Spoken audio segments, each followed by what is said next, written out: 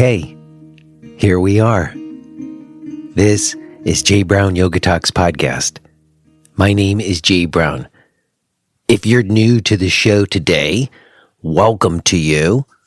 Everyone else, what's up? How are we feeling today? Should we take a moment to check in? As a matter of fact, I should mention that today's episode with Lisa Miller includes 2 practices. I don't believe that's ever happened on the show before, but there are 2 short, like 90-second or so, guided meditations by Lisa in today's episode. I will tell you more about that in just a bit. First, I think it might be a good idea for us to take a little bit of a moment together, especially because the content of today's episode is deep stuff, I think. If you've been around and listening to the show, you know I've been asking people about spirit and God and higher powers, and it is definitely coming out of my own personal stuff. I turned 50 this year, and I think that I have always believed in something. I just never called it God. But I've always believed in something and had some form of kind of prayer that I was doing. And there's all these things that I see now in retrospect that were clearly what I would call the religious components of my life, even though they were not formally religious in any way. And I guess you have to define what you mean. When you say religious, does that mean organized religion? Or does that mean about your relationship to a higher power? So I've always had a belief. It just was always very unspoken. And when I did speak about, I would find ways to talk about universal consciousness that were, I think, the precursor to my current inquiry into it, that there's a certain amount of embracing like non-dual yoga philosophy where you don't need to have to conceive of God in certain kinds of ways, that it's all just an energetic force. And so it doesn't necessarily have to be like, I believe in a personal relationship to the force of life, that there's an intelligence to it. I think I've always thought of that. I've always said, though, there's like an inherent intelligence, like even the way I would say, if you cut a little piece of your arm off, it grows back. Or if you, go out and you get really drunk at night and you wake up in the morning and you feel like crap, but then you sleep and you eat good foods, you come right again, that there's a inherent intelligence to the phenomena of life. But that's not quite the same thing as opening yourself in a certain way and feeling like you receive guidance, that you're able to be in dialogue with like a wisdom source. And it's personal. It's not like an impersonal force. It's very personal in my experience. And that's what makes it feel like more like religion or something, right? So in any case, I've been going on about this for like the last, couple of months here, there. I've been slipping some other conversations in there just to not bog us down with it too much. I think I come in too hot. As many of you know, I tend to sometimes try to tackle things that require you to feel into. I try to think about that. I try to think my way into it. You can't think your way into God, And I guess I'm just intrigued by what other people might think. I'm curious about you who's listening to this right now. Do you believe in God? And what does that mean? What is the God that you believe in? It's an important question to ask, whatever the answer is. But my guest today, Lisa Miller, she wrote a book called The Awakened Brain, the new science of spirituality and our quest for an inspired life. And she has done some science on the matter to show what the effects are of someone who holds that value, who has a spiritual core, as she sometimes says, a strong spiritual core. And as you will hear, I kind of came in very hot with some ideas about where I thought we would go, but she, came in a different way, and she inquired of me. So it starts out with me doing this kind of like big share. And so listen, sometimes people criticize me because they feel like I talk about myself too much in interviews. And I've been really working on that. Some of you even emailed me and complimented me and said, Jay, you've been doing such a good job with not interrupting people and, just letting them speak and not talking about yourself so much. But in today's episode, we kind of start off with me talking about myself because you'll hear I am delving into these questions deeply. So I came in a little bit hot, but it was fantastic to sort through it some. And as I mentioned, she did seem to really want to steer me into feeling into it, which I think is right. So in any case, it's a fantastic conversation. I was very glad to have had it. And I'm very happy to be sharing it with you today. Real quick before we get to it, let me mention that if you are listening to this show and you're appreciating what you're hearing and you're interested in having opportunities to have conversations like this with other people who are like-minded or maybe not like-minded, or you're looking for some new inspirations for practice, or you're looking for some training, I do have a pretty full range of things on offer. Options start for as little as $5 a month. So there should be something for everybody. If you're interested, you can find all of my stuff at jbrownyoga.com. Okay, I think that's fine. I will touch base with you on the other side for a little bit of a debrief. But for now, let's go ahead and get into this. Let's listen to this conversation that I had with Lisa Miller.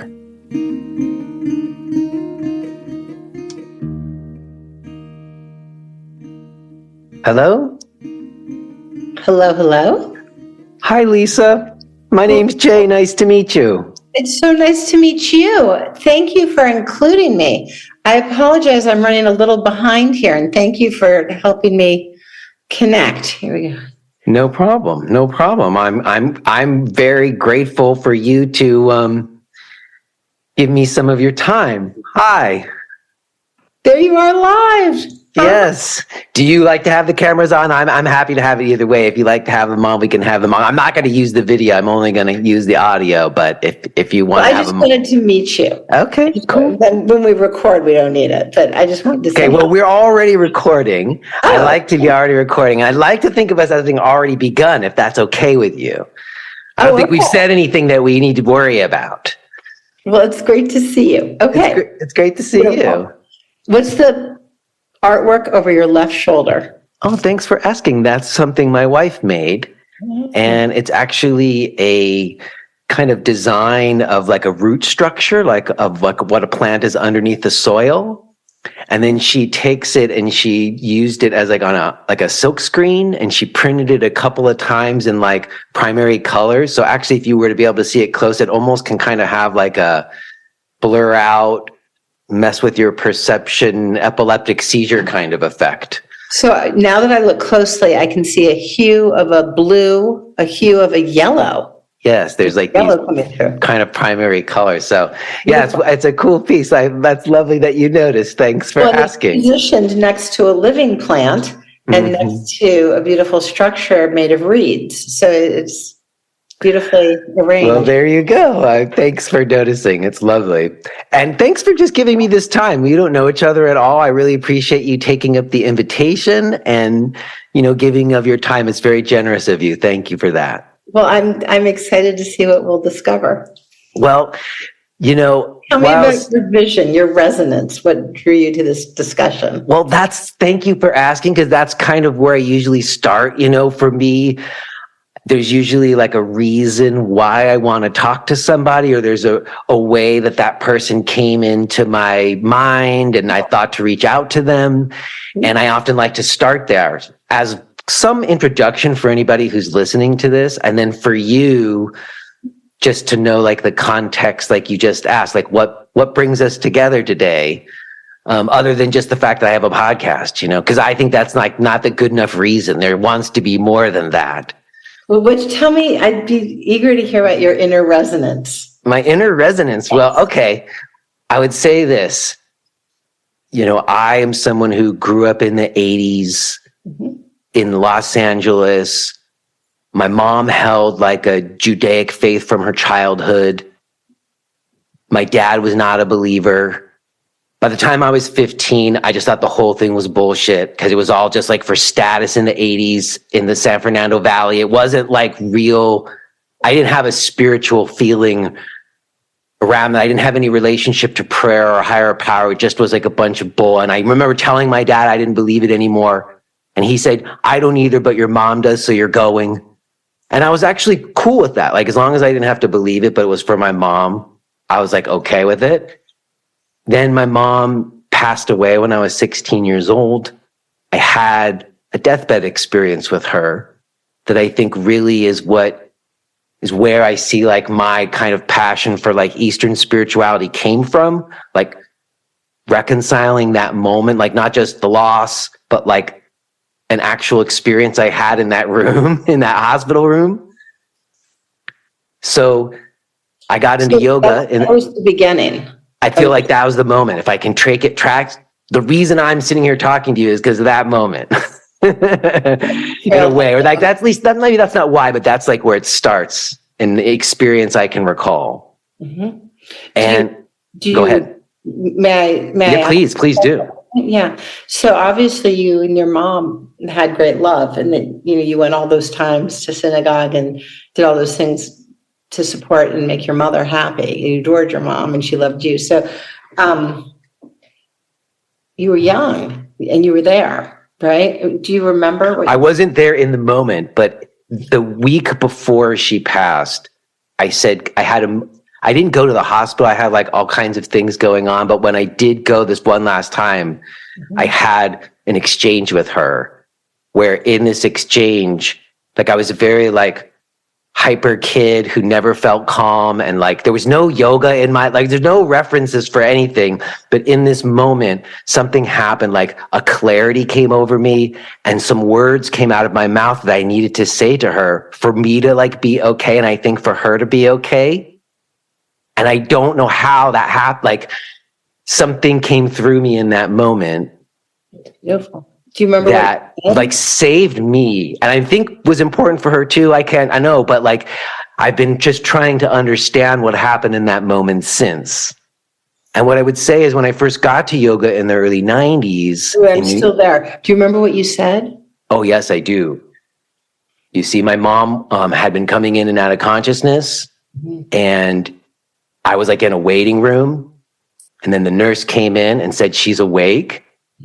And they rushed me and my sister in, and my mom was in this completely chaotic state. She was crying and she was saying, I'm not ready to go. And my sister was breaking down and I was standing there, and then something happens. And I go to her and I take hold of her bedclothes, and she stops being crazy and she looks at me in my eyes.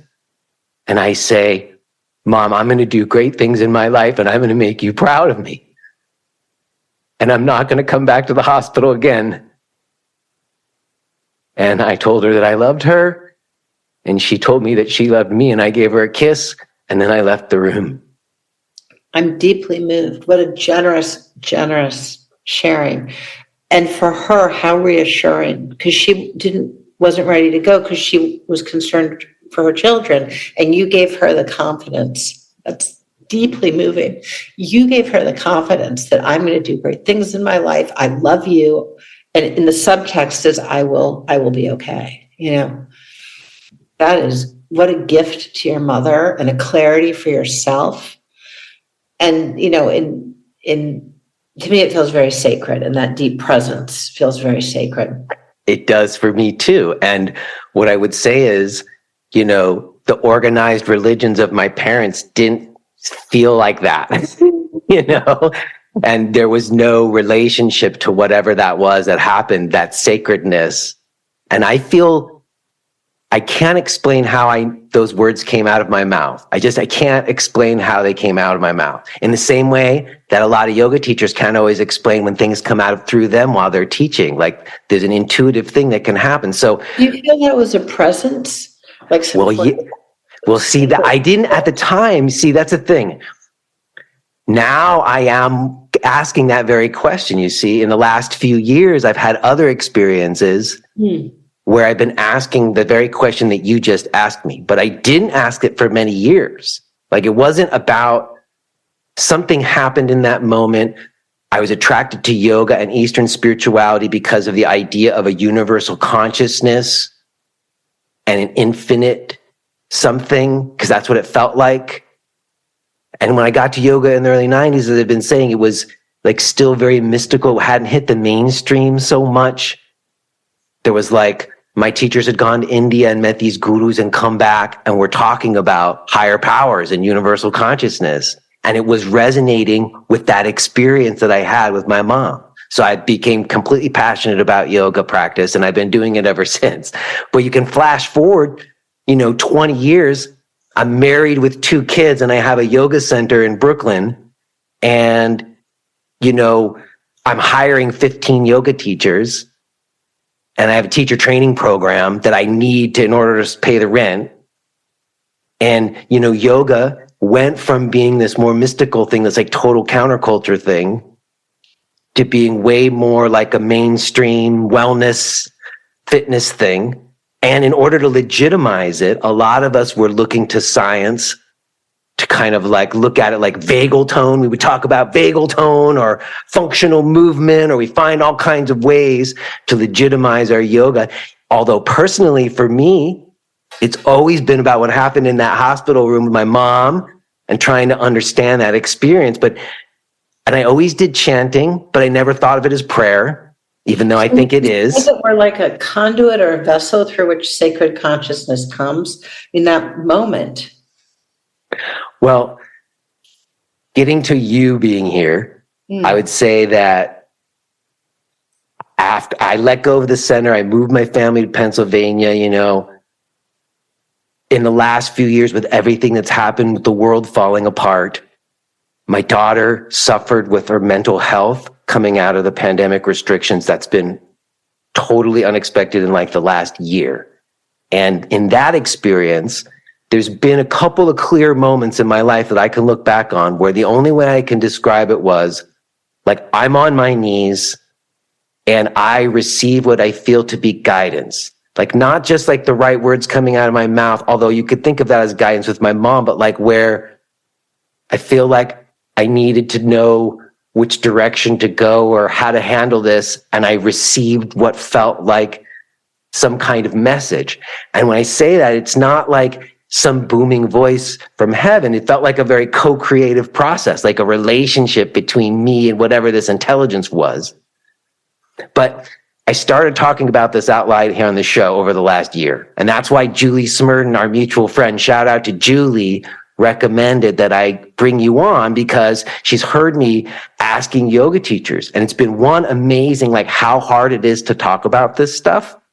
Like first just asking about intuition, then risking like, do you ever think about spirit or like higher powers, or dare I use the word God? Like that's the most taboo thing ever.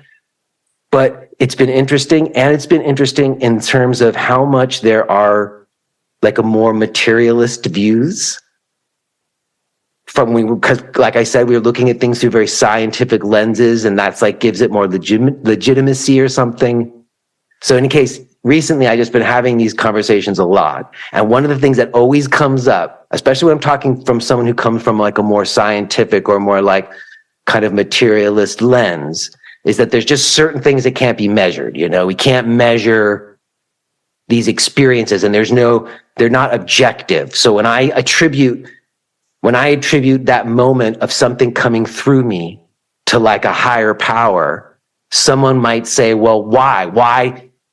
There's no way to objectively know that that's coming from a higher power. Why isn't that just an emergent phenomena that is a accumulation of your experiences and all your knowledge that just happens? Why do we have to have it come from a higher power? And I'm saying, well, that's what it felt like.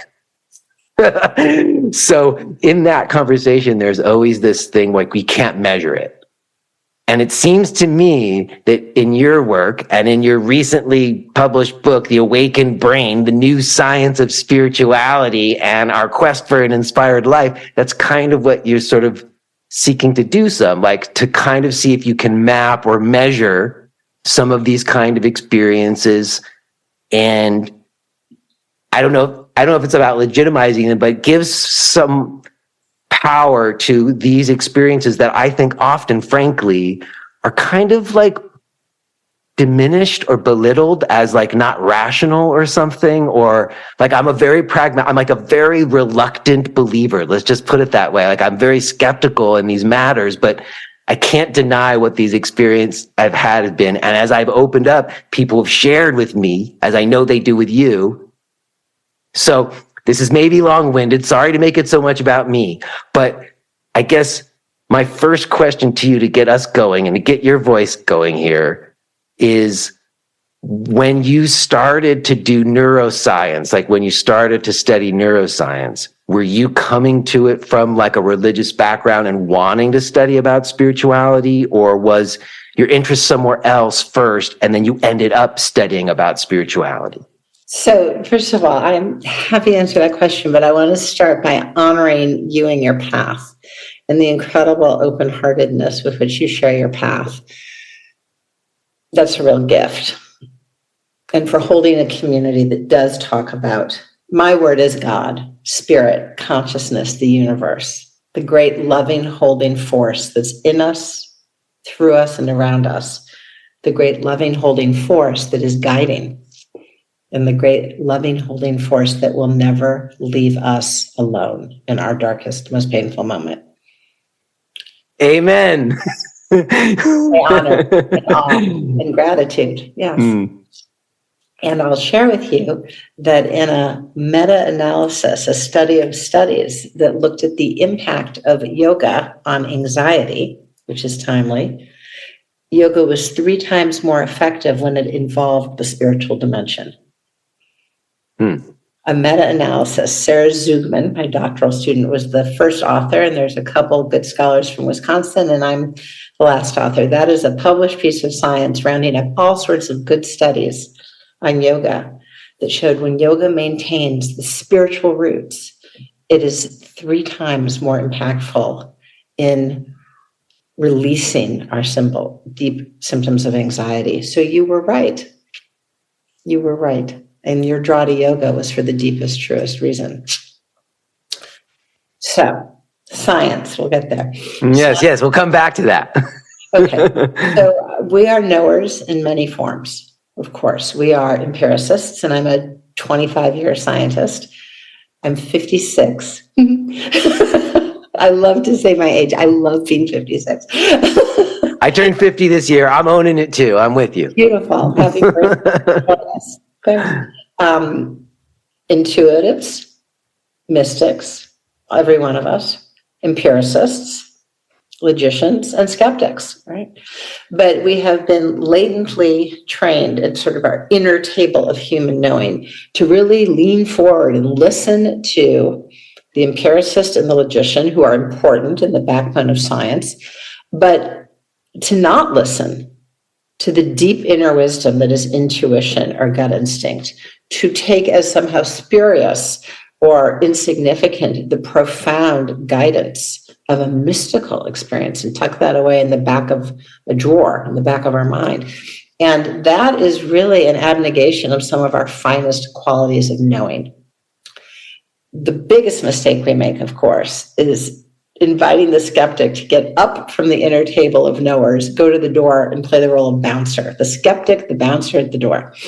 And this has deprived us enormously. We are hardwired with multiple forms of knowing, if you will, organic epistemologies. And what we see through our MRI studies is when we use all forms of knowing, we literally pave the highways, myelinate the tracks between regions of the brain for a more innovative, creative, adaptable brain.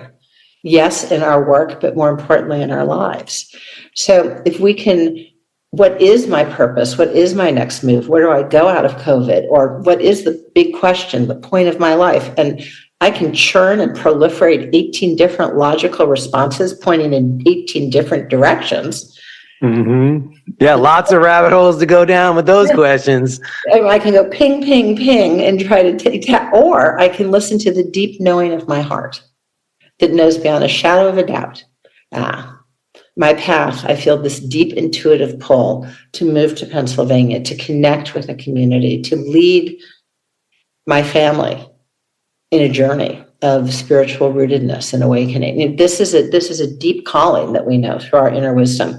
Intuition, perhaps there was a synchronicity, an outward, if you will, confluence of events, far too unprobabilistic to have happened by chance. Perhaps there's a number of them that are like, that's some of the proof when people ask me, why do you think these? And I'm like, because these things happen and they definitely were more than just happens. There was like a thing happening, a logic or intelligence to it. And when you listen and honor that and then act on it, it's real, and make a choice and act on a synchronicity. The proof is in the pudding. In your own journey, doors open up that were beyond, it wasn't what I wanted. It was far greater than what I wanted. It's a thing you couldn't have planned for. It's like things happen that if I tried to plan, I wouldn't have planned it as well. And if I leave the space open, then the thing comes through, and that's what needed to happen. I couldn't have planned it. And that's guidance. That is guidance built into the fabric of our sacred universe itself. I would say God, that we are loved and held, we are guided. And there is... So did you think it was sacred like that before you started studying science or after you started studying science? So science has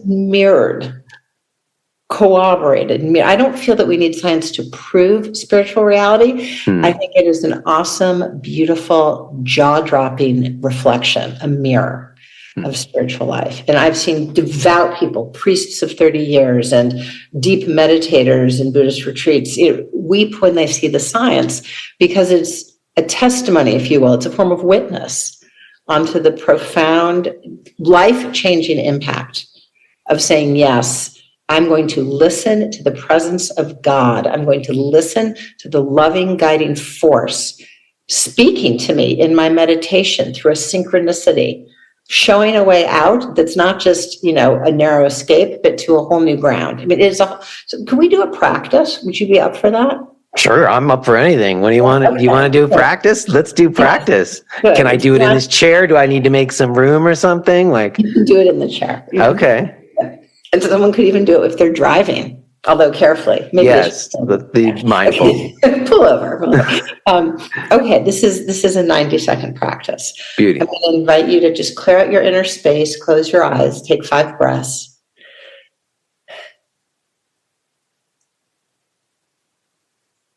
I invite you to locate a time where you had done everything right to get what you wanted. You were prepared. You had researched it, you strategized and figured it out. That red door is yours. It could be a job, it could be a contract, it could be yes from him, her, or them. It could be a college acceptance, it could be a place to live. It was yours, that red door. You did everything right, you went right up to it, strategically on the mark, you grabbed the handle, and it's stuck. And you can't believe it's stuck because you have done everything right. And it might even feel unfair or unreasonable. And you might be shocked or angry, kick the door, and maybe even depressed. But only because that red door was stuck, you had no choice. You shifted 40, 60, 120 degrees, hairpin turn. And there was a bright, shining, wide open yellow door. And you might have said there aren't yellow doors or didn't know about yellow doors. Did they exist? You walk through and there's something, not what you wanted, but so much more right for you. It is better than what you wanted. And as you think about that stuck red door and the hairpin turn, was there anyone at that hairpin turn that helped you find the yellow door? Did they tell you a story or give you some information? Perhaps they had some like passage in their journey. It could have been someone you met for 2 minutes at a party or at the coffee shop, in the line at the grocery store, or it could have been a friend who revealed something that he or she had never shared before. They were a trail angel. They were a helper, a healer, a guide. Could have been a counselor, a yoga instructor. And as you think about that stuck red door, the hairpin turn, the trail angel, and the wide open yellow door bringing you to who you are, how you are, and where you are today, how really are our lives made? Are we narrowly command control makers of our destiny? Or are we in dialogue? Are we in dialogue with the road of life? A loving, guiding, my word is God, yours could be consciousness, spirit, force, Hashem, Jesus, the universe. Are we an open system? And in that way, actually discoverers of our journey. And most importantly, the biggest, most important parts of our lives, discoverers. And as you sit way, way back, stuck red door, hairpin turn, trail angel, wide open yellow door, the nature of us perhaps as an open system, where in your road of life is your higher power? Is the higher power in the open yellow door and the stuck red door? Is the higher power in your choice and capacity to be an open system in dialogue with the universe? Is your higher power in the trail angel, as you have shown up for so many in their journey? Are we emanations like rays from the sun of a great source? And when you're ready, I invite you back. Now, first of all, thank you. I love that. I love the imagery of the doors. I had a couple of different instances that fit well into your guiding us through those thoughts.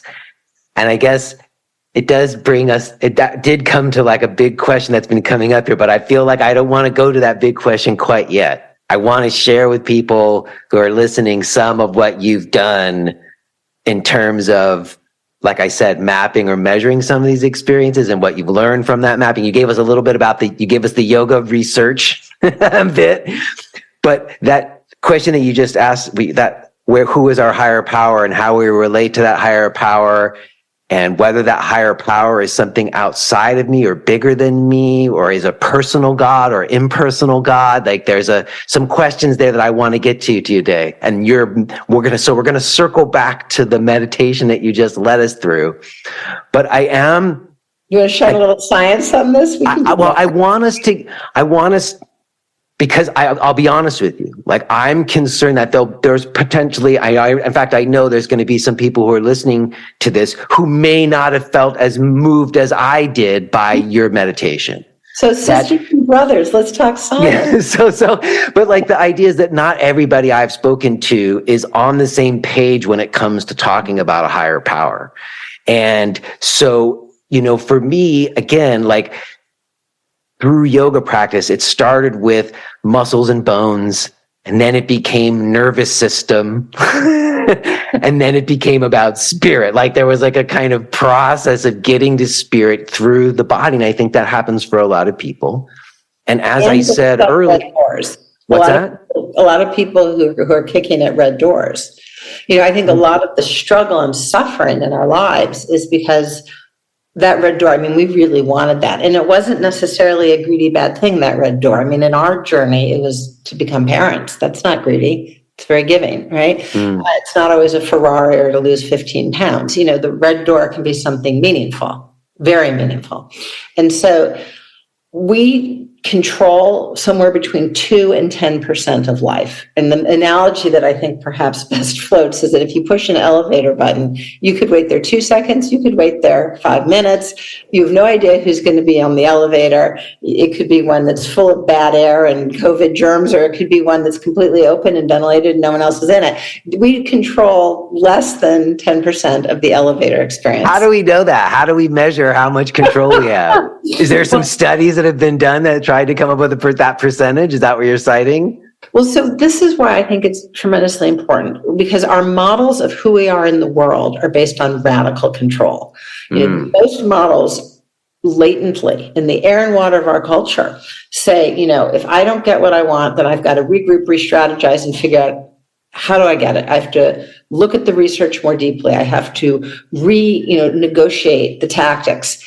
But in fact, sometimes that red door is stuck. I mean, you can almost feel like a slammed, portal in the energy field. You cannot move it. And oftentimes, that is when we can change our conversation with life from what do I want and why am I not getting it and how do I have to play this differently, and actually step back and go from that narrow bowling alley of why aren't I getting it to, hey, what is life showing me now? Or is there even a felt sense of force in and through life? But at very, very least, what is life showing me now? And that's a different conversation. That is no longer air traffic control.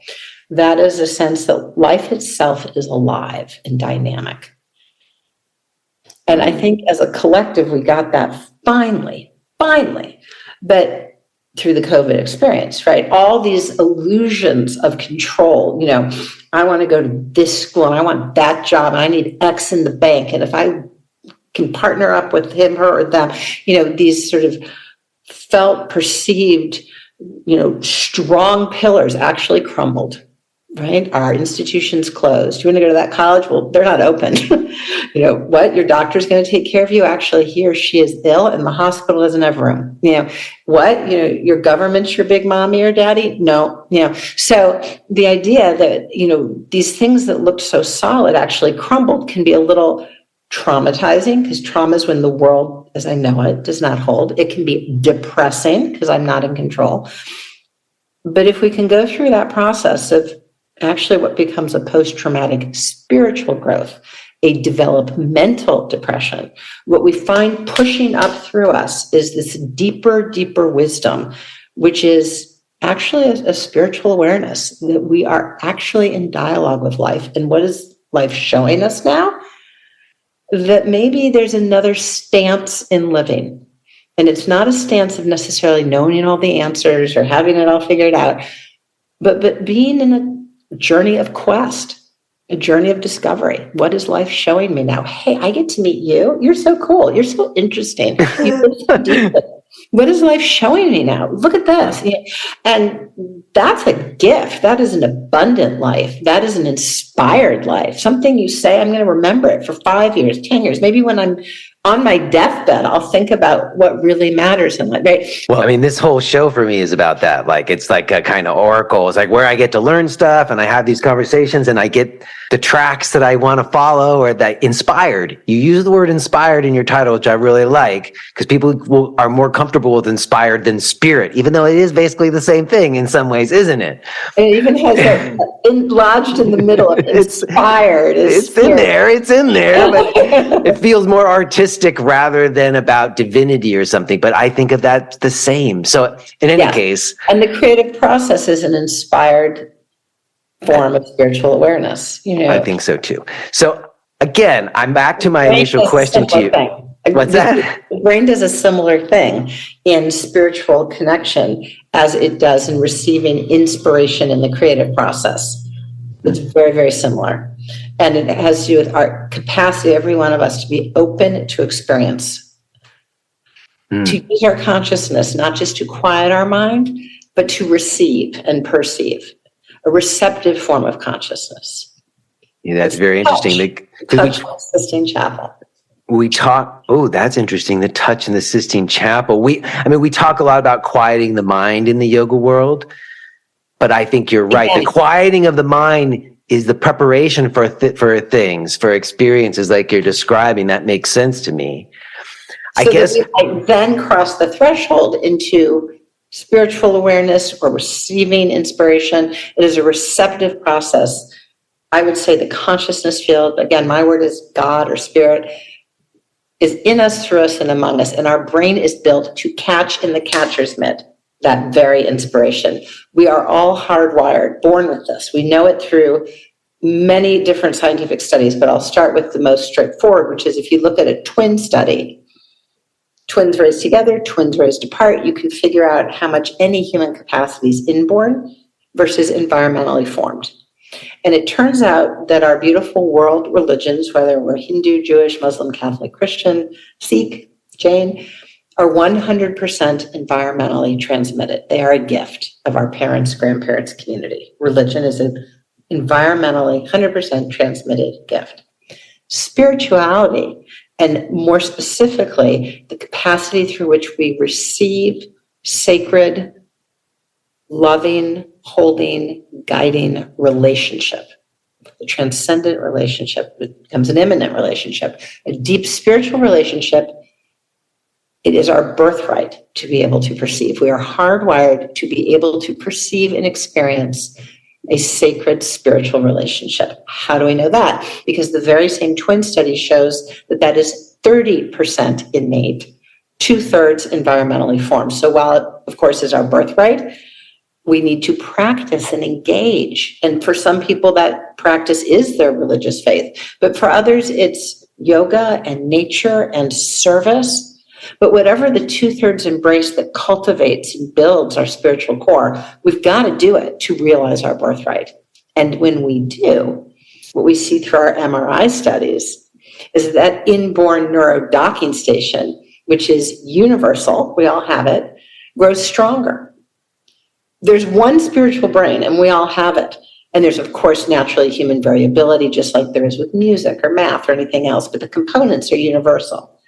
The extent to which we strengthen our innate birthright for this sacred transcendent relationship, that's a choice. And the environment goes from when we're young, being what our parents or grandparents may do, what's normative in our community, to being the environment we choose. The environment we choose in the company we keep, the teachers we find, such as yourself, and the inner environment through our practice and our choices and our way of engaging our inner life. So 2/3 environmental impact onto the formation of our natural spirituality is a big invitation to engage. Well, I mean, again, I love everything that you're saying. To me, what we're talking about is a birthright. I like that you use that word. I think it is innate that if you exist, it's you're spiritual. You can't not be spiritual because you exist. And it is mirrored by articles in American Journal of Psychiatry. Okay, so this is what I want to ask about, because because like I said earlier, how do you measure such a thing? So what are you doing? You're putting someone in an MRI machine or putting some probes on them, asking them some questions, having them talk about their life, and then taking pictures of that? Is that right? Is that how it works? Thank you. So there are several ways, and let's walk through them, because I think it's important. I think that knowledge is power, and that this form of empirical knowledge, peer-reviewed, top-shelf American Journal of Psychiatry, JAMA Psychiatry, the most rigorous peer review possible in the epicenter of clinical science in our country, has all published articles from our lab and fellow labs that show, one, we are innately spiritual beings. Those published first in 1997, replicated in 99, first author Ken Kendler in the American Journal of Psychiatry. That's the twin study, that there's a heritable contribution. Okay, that means it's inborn. 2.2, MRI studies. So our team in 2014 published in JAMA Psychiatry, beautiful piece that went through 3 rounds of meticulous peer review. That means fellow scientists test the method, they kick the tires, blind to who the authors are. So there's no cult of being a big thing or a little thing. Okay. And that study showed that a sustained spiritual life is associated with cortical thickness. That's effectively strength, processing power, building the muscle, if you will, in the regions of perception, reflection, and orientation, the parietal, precuneus, and occipital. People who over 8 years, at time 1 and again 8 years later, said my personal spirituality is highly important to me, whether they were religious or not religious. If you are hearing this message, then you're listening to the free version of J. Brown Yoga Talks. To hear the rest of our conversation, please subscribe to Podcast Premium at jbrownyoga.com/premium.